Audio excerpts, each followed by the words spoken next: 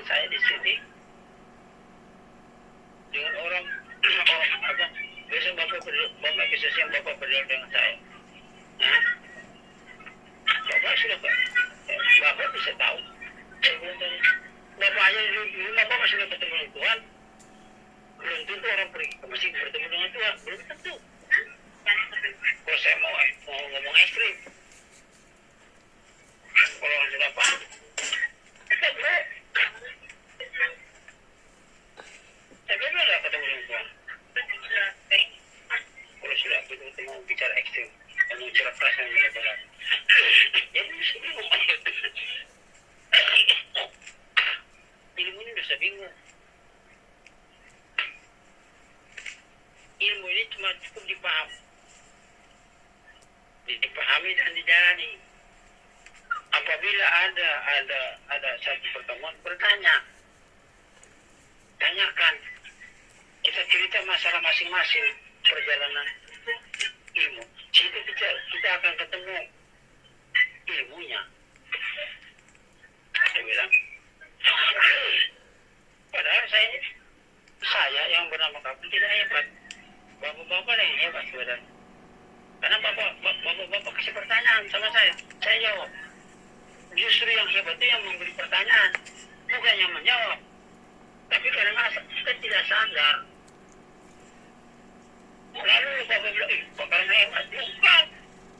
Bapak yang memberi pertanyaan itu hebat. Bapak bikin soal. Berarti orang yang bikin soal itu dia hebat. Lalu saya jawab, terlalu dibakar berarti hebat. Nah, lupa dengan diri sendiri. Coba kayak renung saya ngomong, tanpa bapak bikin satu soal pertanyaan, saya tidak mungkin tahu.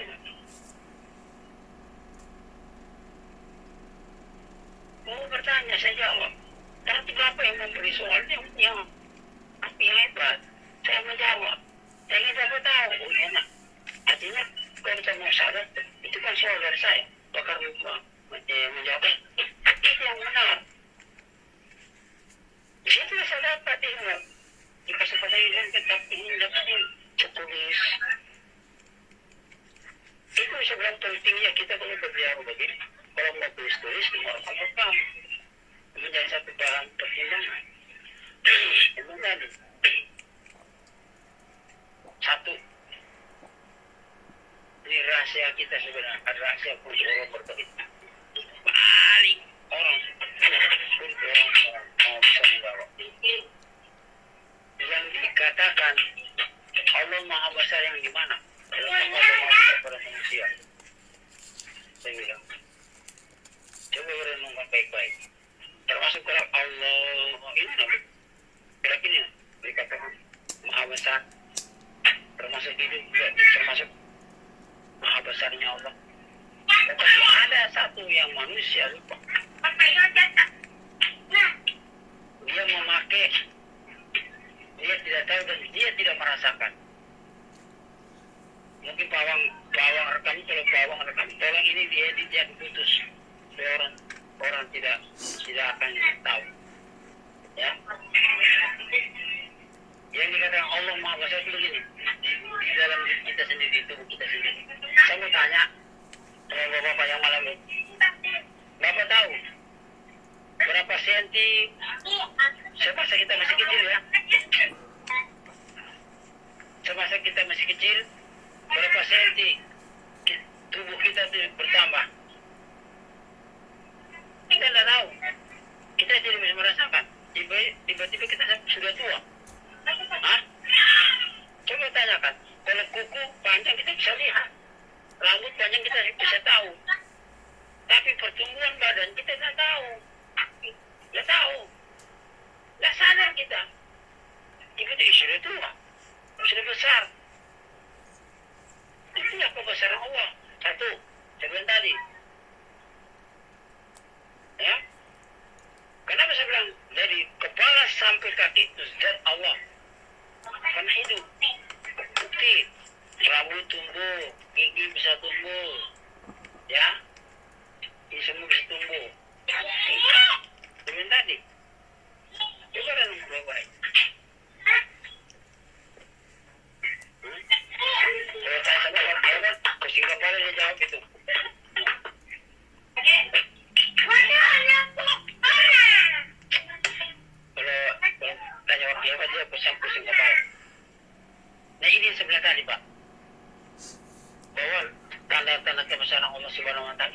kita. Cuma kita tidak mau belajar. Kita tidak mau belajar. Itu nanti itu bukunya baca. Bisa Bapak Pak, nanti Bapak seperti saya bisa kok. Saya bilang nggak bisa. Asal Bapak tekun. Ya. Tekun dan ikhlas. Di situ Allah akan menilai. Ini orang ini apa pun nanti dikasih.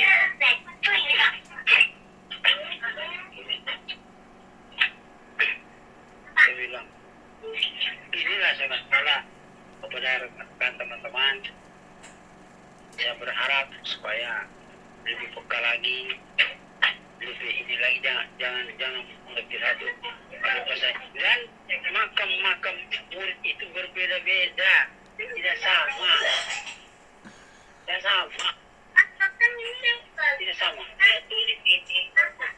Ada dia duduk di makam Allah, ada di makam Muhammad, di makam Rasul, ada di makam Wali Allah, ada di makam kosong, ada yang duduk di makam macam-macam. Dia bisa disamakan.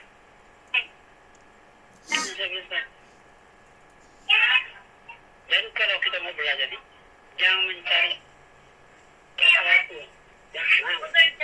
Kerjakan aja tuh, kerjakan tahu semua Arab. Ya, kerjaan masa dulu. Udah semua nanti ketemu. Pahami dulu, bisa. Begitu kita belajar, sudah ketemu Muhammad. Sudah ini kata Muhammad ini kata tubuh. Maka saya bilang, Muhammad itu ada tubuhnya, Muhammad itu ada hatinya, ada rohnya, ada imannya, ada akalnya, dan dia bertuhan dan beradab sama seperti kita. Cuma beliau diangkat jadi rasul, kita harus hormati. Itu karena beliau adalah Bapa segala manusia. Beliau itulah Bapa segala manusia. Beliau itu yang menyempurnakan seluruh akhlak manusia.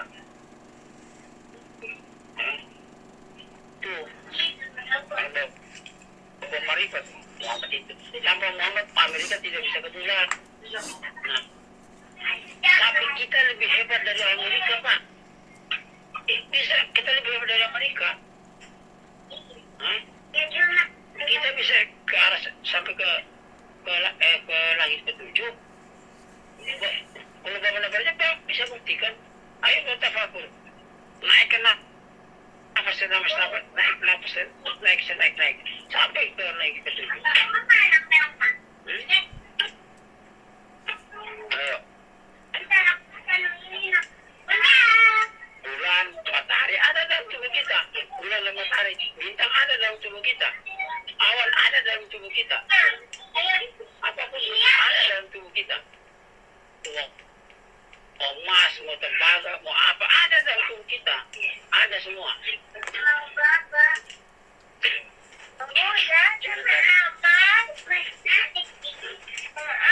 Kalau berpikir, nah intinya Pak, kita ini sudah tunggal ini sudah tunggal. Jadikanlah tunggal dia dalam diri kita. Jangan ada lain lagi sudah. Kalau bahasa sini lah, menggali kawala Gusti. Tuh.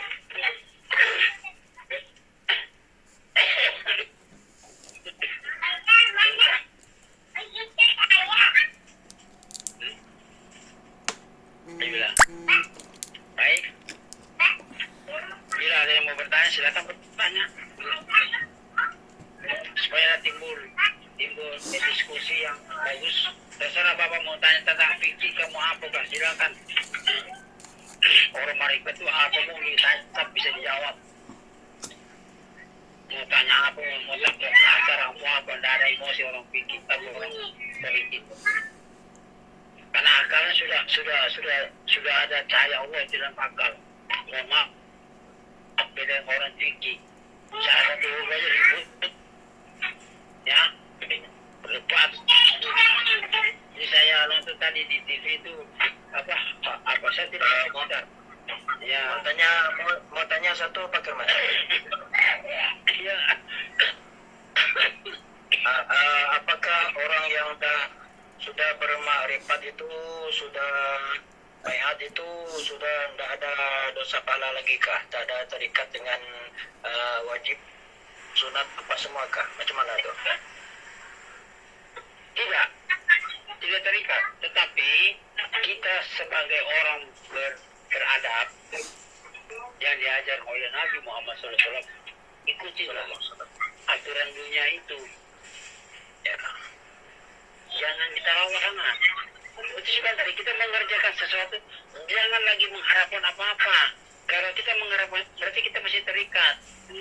Orang beribadah itu dia tidak terikat dengan apa-apa. Cuma kita masih hidup di dunia, kerjakanlah, ikutin aturan dunia itu. Kalau kita lawan, kita yang sakit.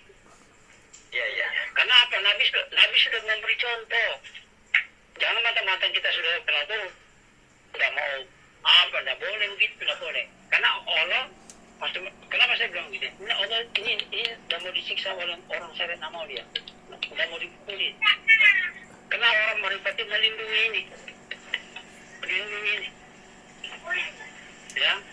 Biasanya kan mau sholat 5 waktu, silakan. Mau puasa silakan, mau bersedekah silakan, tidak apa-apa. Ya, ya. Karena itu memang diajarkan oleh Rasulullah. Kalau bapak bersedekah kan bapak membah. Itu bagi kaum orang yang tidak mampu itu seperti contoh. Cuma Rasulullah bilang, apa yang kau yakini pegang baik-baik. Itu. Ya. Masa saya bilang, saya tidak melarang orang selama waktu. Saya tidak juga menyuruh. Tergantung pribadi masing-masing. Kalau bahasa saya enaknya Tuhan aja sudah Pak.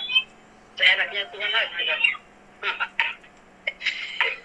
Karena dia dalangnya. Kita ini wayang, dia dalangnya. Ya, ya. Paham. Bahasanya gitu. Nah, paham kan? Alhamdulillah. Nah itulah. Itu sudah saya bilang tadi. Kita orang berikut nada ibu. Udah kita kasih tahu. Mau tanya syariat silakan, fikih silakan. Tetapi kita bisa jawab. Tapi malam kalau orang fikih, oh hebat, salah aja ribut dia. Mau hantam, berkelahi, bertikai. Nah berarti kan dia udah paham, Nah orang fikih begitu.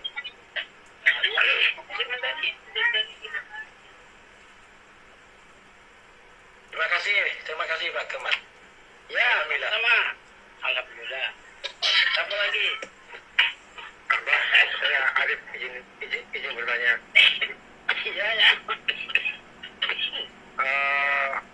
Untuk saya kalau berniat memberikan atau membacakan baiat kepada almarhum dan almarhumah ibu saya meninggal, perlukah itu apa?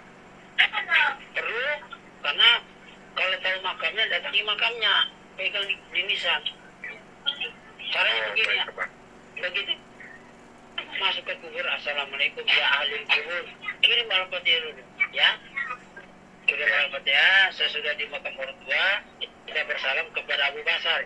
Assalamualaikum ya Abu Basar, karena Abu Basar ini katanya tubuh, karena tanahnya itu.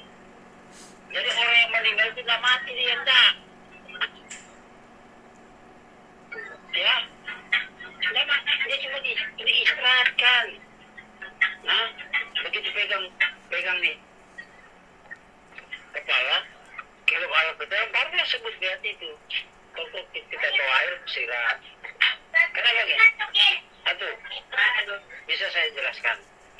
Yang dikatakan anak yang soleh, anak yang tahu asal muasal kejadian dirinya, itu yang dikatakan anak soleh. Kedua, makam orang tua itu ada dua, secara hakikat dan secara syariat. Kalau secara marifat, maka orang tua kita adalah batang tubuh kita sendiri. Pertama, ini makam orang tua kita itu. Ya. Kedua, makam orang tua kita pada waktu kita datang ke ziarah ke makam kuburan. Kedua, kita ini bisa secara dunia, bisa secara apa? Secara cara juga bisa. Kenapa saya bilang bahwa tubuh kita ini makam orang tua? Karena kalau kita masuk ke asal kejadian diri, ya, empat dari Bapak, empat dari Muhammad, satu dari Allah. Coba dari Bapak apa sih? Tulang, urat, otak, sumsum. Ada di dalam. Tulang, urat, otak, sumsum ada di dalam. Ibu, kulit, darah, daging. Ada. Apa buktinya? Ini makam sumsum. Ini Bapak, ini Ibu. Mana tengah-tengah makam Rasulullah? Nah, dari sini sampai ke pusat. Itu makamnya Rasulullah. Tak kala kita beri, ya Allah ya Rabbi, itu orang tua mengapa apa ya, mendengarkan. Lebih dalam lagi saya bilang, ya, seperti Pak Haji tadi bertanya sama saya, Ananda Arif bertanya, itu bukan Pak Haji dan bukan Ananda Arif yang bertanya, itu orang tuanya Pak Haji dan Ananda Arif bertanya sama saya. Ananda Arif dan Pak Haji cuma menyampaikan, tapi yang bertanya itu orang tua. Nah, coba renungkan. Satu bulai buluji adakah kita punya?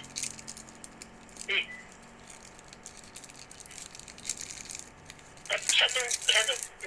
Satu helai rampal kita punya.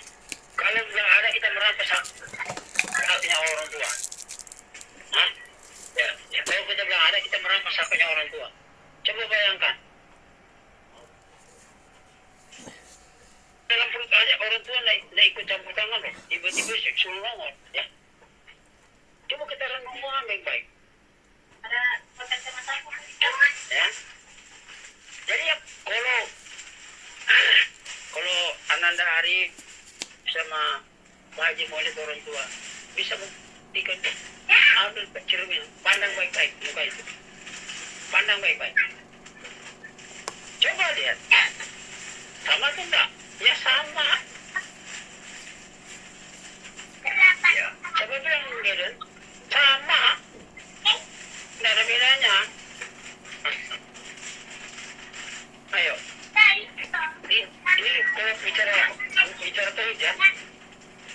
Di dalam dia pakai baju putih, ini di luar dia pakai begini, di dalam juga begini warnanya. Nggak beda. Mana mungkin Anda dari pakai kaos biru, di dalam pakai kaos merah. Nggak mungkin.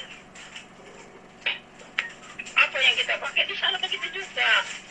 Pakai. Kita pakai kendaraan di sana begitu juga pakai kendaraan. Apa yang kita makan beliau juga di sana makan gitu.